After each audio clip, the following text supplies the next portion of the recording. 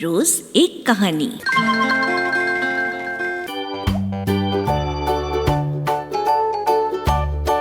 Tales of Panchatantra. Panchatantra की कहानियां।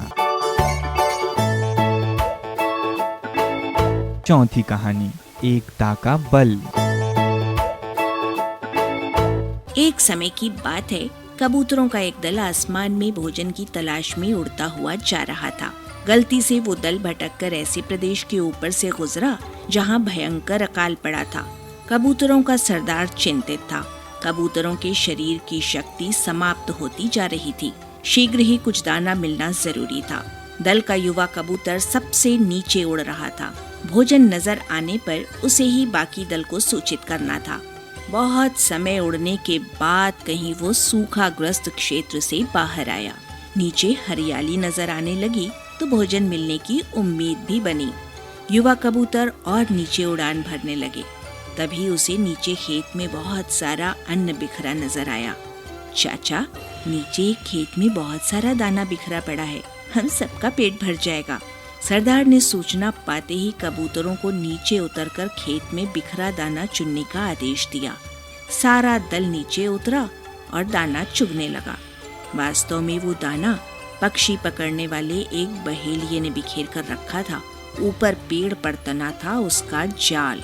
जैसे ही कबूतर दल दाना चुगने गया, जाल उन पर आ गिरा। सारे कबूतर फंस गए। कबूतरों के सरदार ने माथा पीटा। ओ, ये तो हमें फंसाने के लिए फैलाया गया जाल था। भूख ने मेरी अकल पर पर्दा डाल दिया था। मुझे सोचना चाहिए था कि इतना अन्न बिखरा होने का कोई मतलब है। अब पछताए होत क्या जब चिड़िया चुग गई खेत। एक कबूतर रोने लगा, हम सब मारे जाएंगे।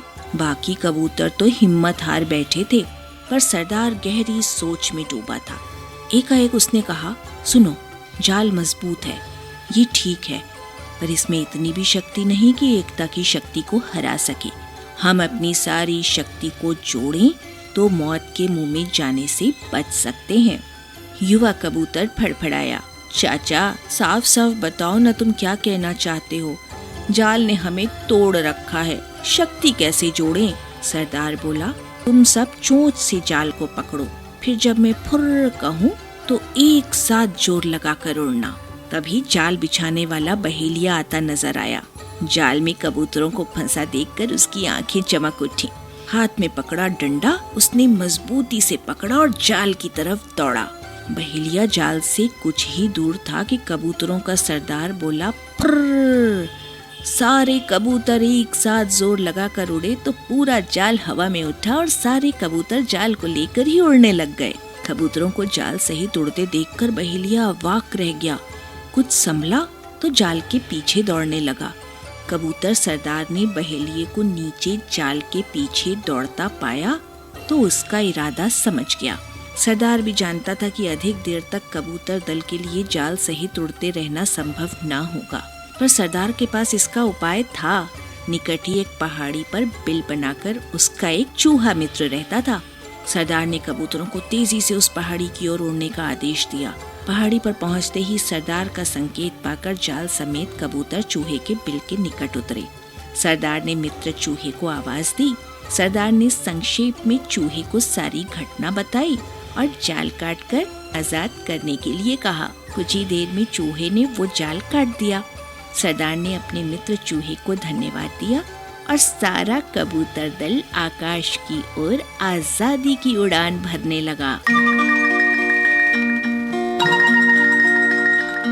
इस कहानी से हमें सीख मिलती है, एकजुट होकर बड़ी से बड़ी विपत्ति का भी सामना किया जा सकता है। प्रस्तुति लिब्रा वेलफेयर सोसाइटी।